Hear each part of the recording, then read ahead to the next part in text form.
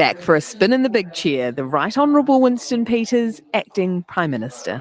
Mr. Speaker, to the Acting Prime Minister, does he stand by all of his government statements and actions? That's you. That's you. Haunted by the ghosts of Winston Peters' past. Does he agree with Winston Peters? The opposition lining up with statement that the oil and gas ban, quote, makes sense. After statement. We in New Zealand First are going to stop land sales to foreigners and house sales to foreigners. Made by Mr. Peters. Having heard that quote from one of the brightest guys that have ever come to this parliament. And his coalition partners in the past.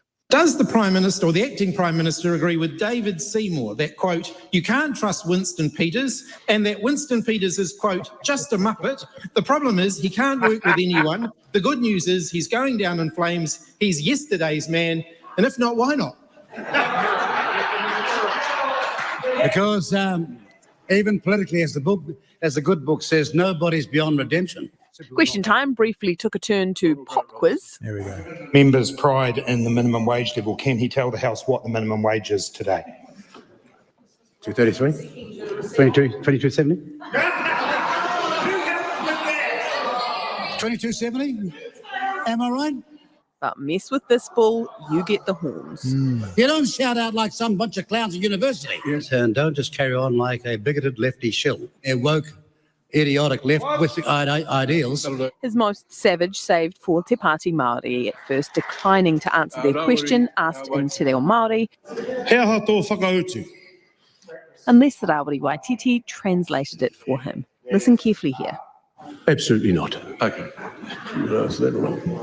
So for people in the audio podcast, that was the Speaker of the House looking down to the Acting Prime Minister saying, are you going to answer that or not?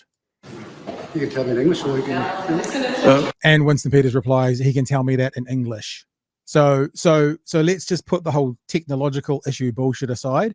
Are you going to answer that or not? If he tells me in English. That was the conversation that some of you may have missed on the audio podcast, but the rest of us watching saw on the Chiron. Well, the people who are watching on television also are part of this parliamentary debate. That's what a democracy is called.